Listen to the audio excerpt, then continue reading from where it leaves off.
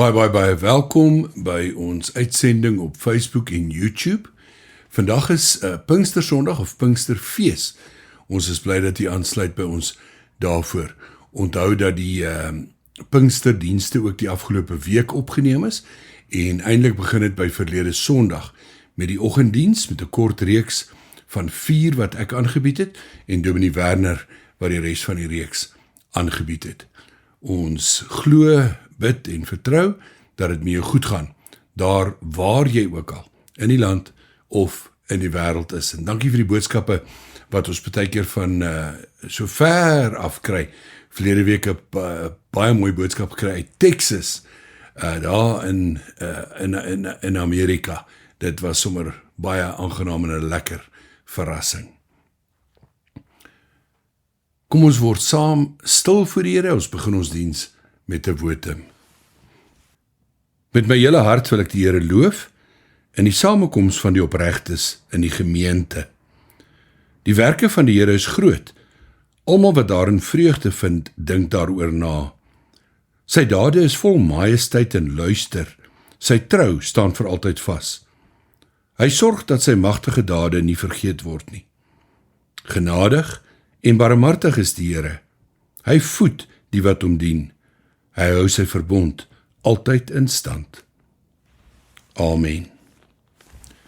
Geliefdes, genade vir julle en vrede, dit kom van God ons Vader en van die Here, Jesus Christus, deur die kragtige werking van die Heilige Gees. Kom ons gebruik die geleentheid om saam te bid.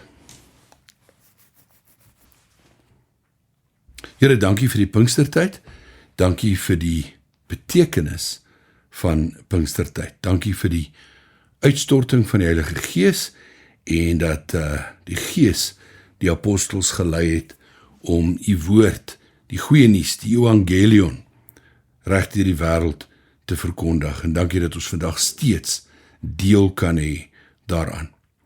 Ons bid dat u verheerlik sal word deur ons gedagtes, ons liedere in die erediens, ons gebede, ons besef van dankbaarheid en ons besef van afhanklikheid van u.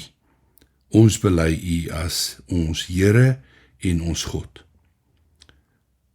Nou wil ons bid dat u vir ons sal lei deur die Gees en die woord, as ons so 'n bietjie stil staan by daardie unieke gebeure 2000 jaar gelede, waar u Gees uitgestort is en die kerk begin het.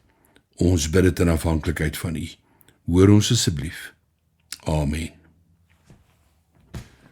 Geliefdes, inleidend wil ek begin met die vraag, waaroor handel Pinkstersondag, of dan nou ook beter beskryf as Pinksterfees. En ek gaan dit uit 'n spesifieke hoek uit benader, en dit is dat dit kan beskryf word as die amptelike begin van die Christelike kerk. Ek gaan by 'n ander geleentheid 'n boodskap bring daaroor dat die Christelike geloof 2 amptelike ontstaansdatums het. Maar vandag gaan ons nie daarop uitwy nie. Vandag begin ons by die sogenaamde amptelike aanvangsdatum van die kerk. En dit is Pinkstersondag. Ek wil sommer dadelik daarby sê dat ek dink dit geweldig belangrik is om te verstaan wat lees ons oor wat op hierdie dag gebeur het en 'n bietjie na te dink oor wat is die implikasies daarvan. Nou natuurlik as agtergrond lê daar die Ou Testament met die geweldig baie beloftes aan die verbondsvolk en God se verhouding met die verbondsvolk en dan Jesus wat vir 33 jaar op aarde is, waarvan net die laaste 3 jaar van sy lewe sy openbare bediening is en hy bewerk die oorgang van die ou verbond of die ou bedeling na die nuwe bedeling of die nuwe verbond. Nou 'n wesenlike deel van die Ou Testamentiese bedeling of dan die bedeling van Jesus se bediening was die tempel en die sinagoge. Op 'n ander keer meer daaroor en meer oor die verskil tussen die tempel en die sinagoge. Maar met die uitstorting van die Heilige Gees op dit wat bekend staan as Pinksterfees of Pinkstersondag, begin daar 'n totale nuwe era. Die bedeling van wat vandag bekend is as die Christelike kerk.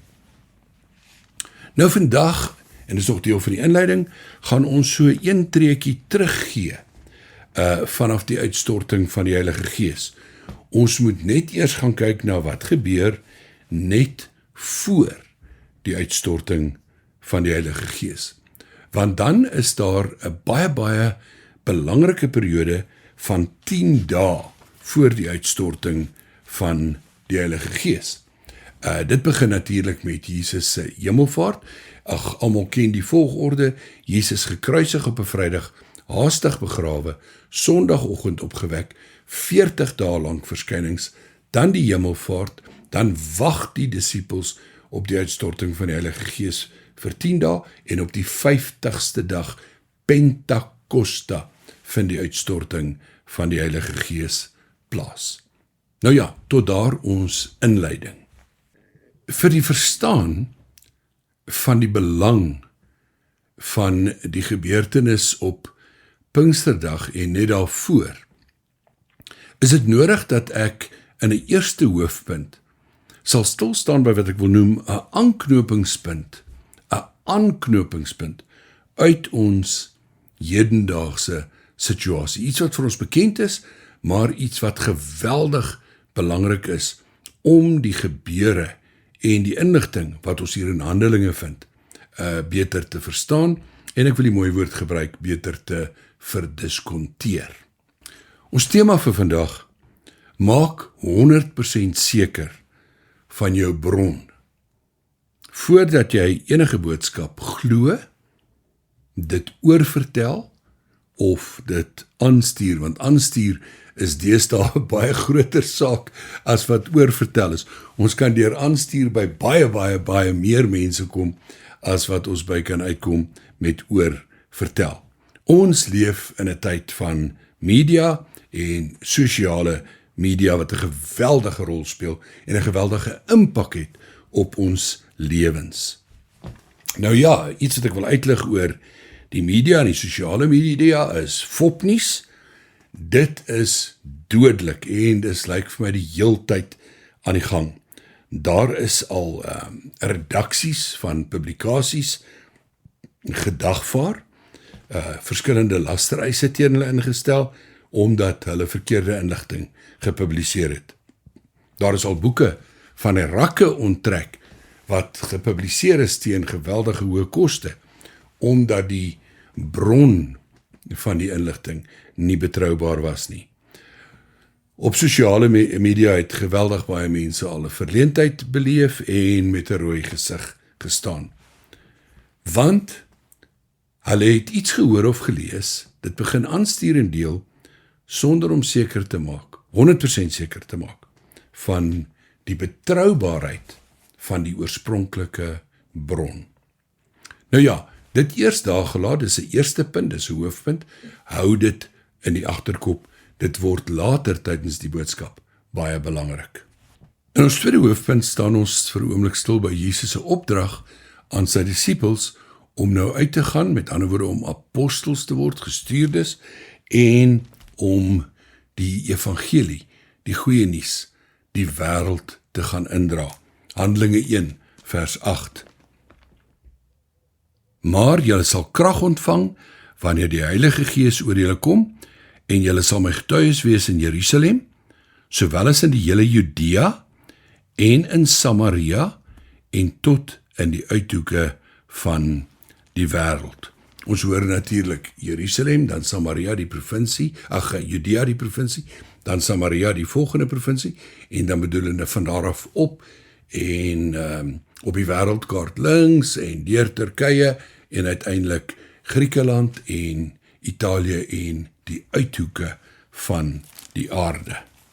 Nou moet ons eers vir 'n oomblik stil staan by die term getuies. Julle sal my getuies wees. Nou getuies is 'n regsterm of 'n term uit die regswêreld. En ek wil hê ons moet vir 'n oomblik daaroor nadink, omdat dit verskriklik belangrik is dat Jesus hierdie volgelinge van hom uitstuur en hulle beskryf as dat hulle die getuies sal wees, sy getuies sal wees.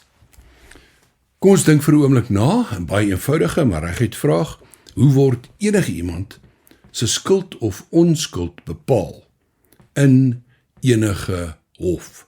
Wat is die metode wat magistrate, dis die ou term landdroste, regters en so meer, aanwend om te bepaal of iemand skuldig of onskuldig is? Hierdie beslissings word gemaak op grond van getuies se getuienis. Hierdie twee terme speel 'n sleutelrol in ons boodskap vandag. Getuies en getuienis. Julle sal my getuies wees, en dan vry vertaal om hierdie getuienis die wêreld in te dra. Nou vir getuies is daar in enige hof en in enige ander situasie 'n paar baie basiese, maar streng reëls wat geld. Die eerste is, 'n getuie mag nie sê, ek dink, of na my mening, of volgens my. Daardie inleidende woorde mag nie deur getuies gebruik word in hulle getuienis nie, dis nie aanvaarbaar nie. Hulle mag nie sê, ek dink, dis my mening, of volgens my nie. Hulle mag ook nie sê, ek het gehoor, ek wil sommer 'n absurde voorbeeld gebruik, ek het gehoor, my niggie se beste vriend, se suster, se kerel, het by daai braai waar ons was gesê, dit en dit en dit en dit het gebeur, of hierdie persoon het dit en dat en dat en dat gesê nie. Met ander woorde eenvoudig gestel, getuies mag nie op grond van hoorsê getuig nie. Dis ontoelaatbaar. Hoorsê is ontoelaatbaar in 'n hofsaak. Wat word van 'n getuie verwag? Daar word van 'n getuie verwag om te sê en te getuig oor, wat het jy self gesien? Wat het jy self direk gehoor? En 'n baie, baie belangrike vraag, waar was jy op daardie oomblik? Ek wil al hierdie vereistes van getuies, se getuienis, opsom deur te sê, slegs betroubare getuies, se betroubare getuienis is toelaatbaar. Ek herhaal, slegs betroubare getuies, se betroubare getuienis is toelaatbaar. Jesus dra die ontsaglike verantwoordelikheid van die uitdra van sy boodskap, sy evangelie, sy evangelion, sy goeie nuus. Hy dra hierdie verantwoordelikheid oor aan 11 of 12 mense. Ek gaan nou 'n bietjie daarop ingaan hoekom ek sê 11 of 12. In Handelinge word hulle by die naam genoem, maar as jy tel, as ek lees, sal jy 11 tel, en die rede daarvoor is Judas Iskariot, wat Jesus verraai het, is natuurlik nou uit die prentjie uit. Maar kom ons lees Handelinge 1, vers 12 tot 14. Daarna het hulle na Jerusalem toe teruggegaan van die berg af. Dit is die Olyfberg, vlak by die stad. 'n Sabbatsreis ver. In die stad aangekom is hulle na die bovertrek toe, waar hulle gewoonlik vertoef het. Dit was Petrus en Johannes, Jakobus en Andreas, Filippus en Thomas, Bartolomeus en Matteus, Jakobus, seun van Alfeus, Simon, die fanatikus, en Judas, seun van Jakobus. Hulle het almal eensgesind volhard in die gebed, saam met 'n aantal vroue, onder wie ook Maria, die moeder van Jesus, sy broers, was ook by. Dit is die name van die 11 aan wie Jesus oorspronklik die opdrag gegee het om sy getuies in die wêreld te wees. Dit bring ons by 'n derde punt. In ons derde punt gaan ons kyk na baie belangrike inligting wat verskriklik maklik by 'n mens kan verbygaan as jy dit lees, maar nie die agtergrond ken nie. En dit is Handelinge 1 vers 15. In daardie tyd was daar 'n byeenkoms van die sowat 120 gelowiges. En dan Petrus het die leiding geneem, en dan natuurlik nou sy toespraak. Wat is so geweldig belangrik aan die vermelding van hierdie getal van 120 gelowiges wat bymekaar was op hierdie stadium? As mens dit lees, dan dink jy dis sommer net sulke terloopse inligting, maar eintlik is dit geweldige tersaaklike inligting en nie terloopse inligting nie. Wat is die agtergrond? Waarom is die vermelding van die 120 spesifiek belangrik? Die Ou Testamentiese agtergrond en die agtergrond wat geldig is in die tyd van Jesus se openbare bediening, is dat die reëling was dat 'n stad of dorp met 120 inwoners kon 'n selfstandige sinagoge of in ons moderne terme 'n gemeente vorm met hulle eie raad, met hulle eie Joodse raad, genoem ook 'n Sanhedrin. Ek herhaal, 'n stad of dorp met 120 inwoners kon selfstandig 'n sinagoge begin met sy eie raad. Met ander woorde, Lukas, die skrywer van Handelinge, wil iets uiters belangrik oordra deur die vermelding van die feit dat daar 120 gelowiges, waarskynlik meer, hy sê so wat, maar die getal 120 word pertinent genoem, 120 gelowiges bymekaar was. Hierdie getal van 100 impliseer 'n byeenkoms wat regs geldig was. 'n byeenkoms wat 'n amptelike status gehad het. 'n byeenkoms wat 'n wettige gemeente in ons terme sou konstateer. 'n wettige byeenkoms om 'n nuwe instansie te vorm. En hierdie nuwe instansie is die amptelike kerk. Die term kerk sou eers later gebruik word, die term Christen sou eers baie later gebruik word, maar hier het ons die implikasie van die begin van 'n eerste Christelike kerk, 'n eerste Christelike gemeente. Vierdens gaan ons baie kortliks stil staan by die verkiesing van 'n plaasvervanger vir Judas Iskariot wat Jesus verraai het en natuurlik nou uitgeval het. En vir ons as ons dit lees, klink dit nie so belangrik nie, maar weer eens uiters belangrike inligting wat Lukas met sy kenmerkende styl vir detail deurgee. Hy gee glad nie onnodige inligting deur nie. Die inligting wat hy deurgee is wesentlik. Waarom is dit enigstens nodig om 'n plaasvervanger vir Judas te kies? Waarom is dit enigstens nodig om 'n plaasvervanger vir Judas Iskariot te kies? Die 11, sou ons dink, kon ons maar net so goed die taak uitvoer en die evangelie, die boodskap uitdra. Maar die getal 12 is geweldig belangrik. In die Ou Testament, die getal 12 simboliseer die 12 stamme of die 12 stamvaders. Daardie 12 word 'n simboliese getal van die Ou Testamentiese verbondsvolk.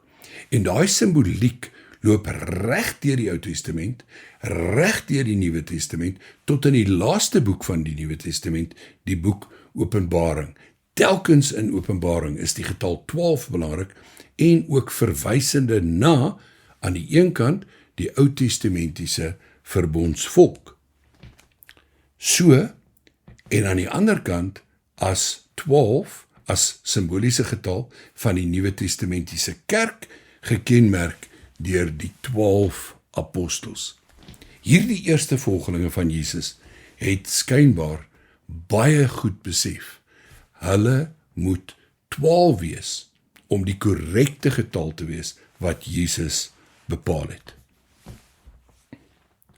Dus moet daar nou 'n 12de apostel gekies word. Een in die plek van Judas. In 'n 5de punt wil ek vir 'n oomblik stil staan en dis belangrik, by wat is die vereiste vir die plaasvervanger? Dis nie so eenvoudig as om te sê, jong, hier is meer as 120 mense bymekaar, ons ken 'n hele klompie ouens en hulle het 'n deel van die reis van Jesus met ons gedeel, kom ons kies sommer gou amper lukraak 'n plaasvervanger nie. Daar word spesifieke vereistes gestel. En dit lees ons in vers 21 en 22. En voordat ek dit lees, herhaal ek dat dit uiters belangrik is. Daar moet dus nog 'n getuie van Jesus se opstanding by ons gevoeg word. Dit moet een van die manne wees wat saam met ons rondgegaan het die hele tyd toe die Here Jesus in die openbaar opgetree het, vandat hy deur Johannes gedoop is, totdat hy van ons af in die hemel opgeneem is.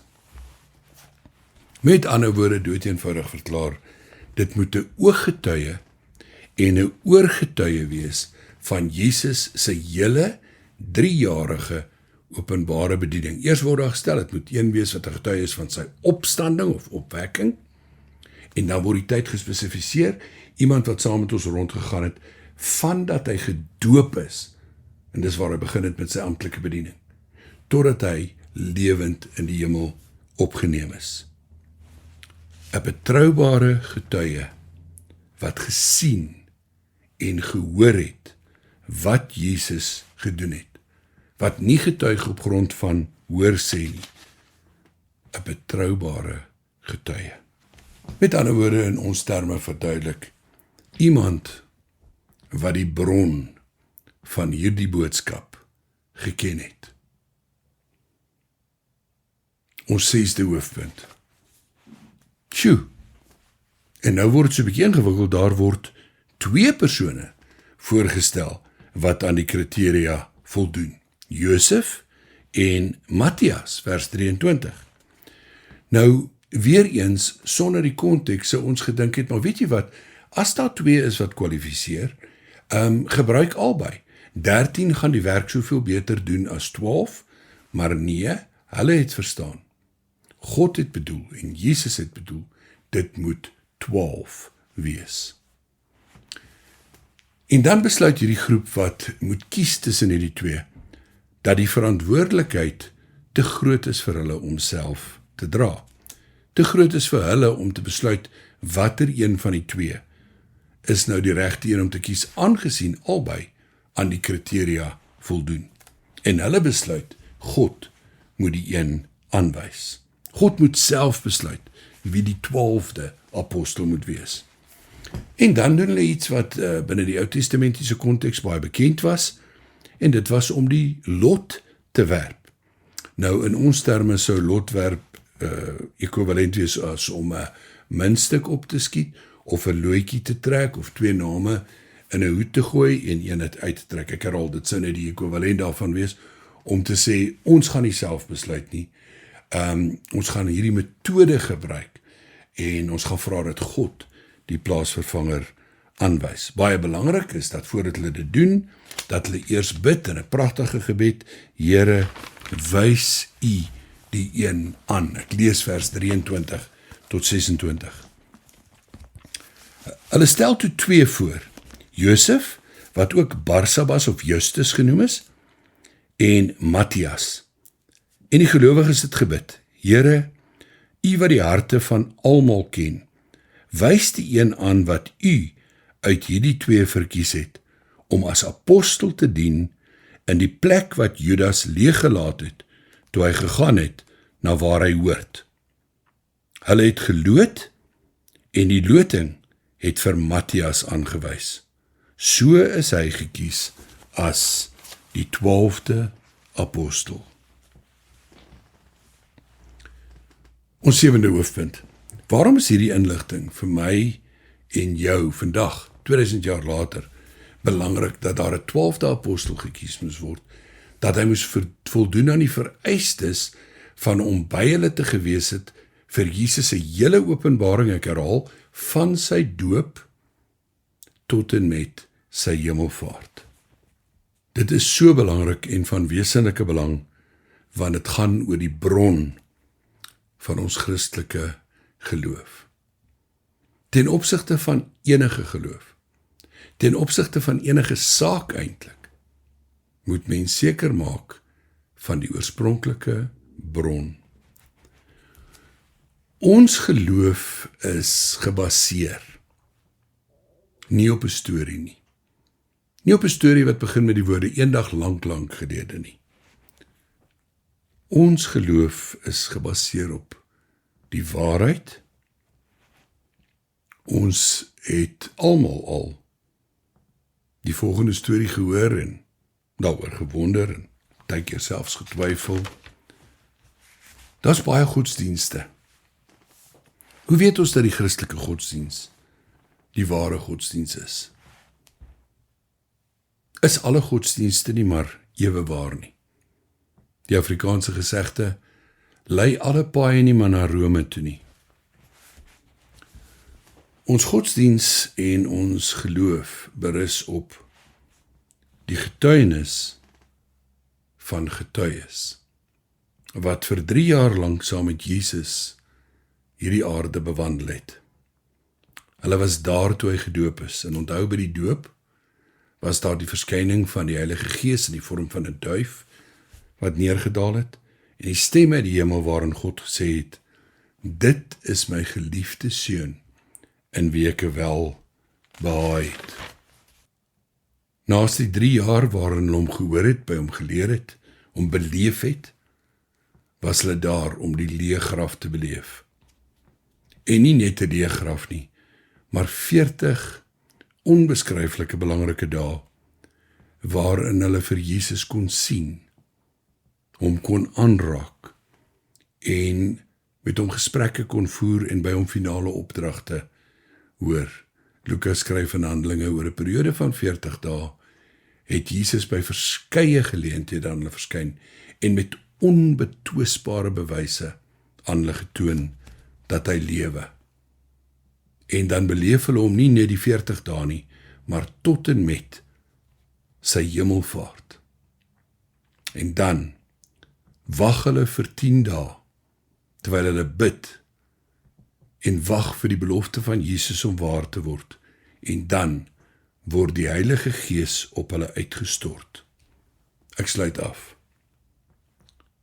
Betroubare getuies, se betroubare getuienis. Ek en jy kan 100% seker wees van die bron van ons godsdiens. Daarom kan ons dit nie net glo nie, maar ook oorvertel en aanstuur. Amen.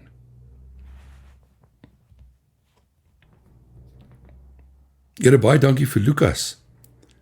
Dankie van die Heilige Gees vir die Heilige Gees se leiding in sy lewe, jare na hierdie gebeure, om soos hy sê, 'n betroubare verslag op te stel van alles wat die oog en oor getuies, beleef het en oorvertel het.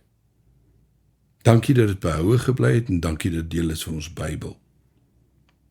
Help vir ons elkeen, dra vir ons elkeen in die oortuiging van die waarheid, maar help vir ons ook in die deelneming aan die uitdra van die waarheid op verskillende maniere.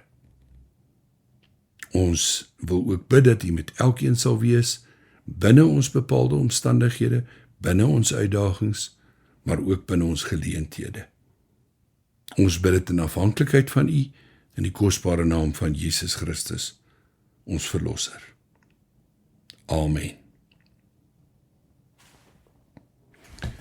Die genade van die Here Jesus Christus en die liefde van God ons Vader en die teenwoordigheid van God die Heilige Gees, wat ook die een is wat ons oortuig van die waarheid, bly by jou.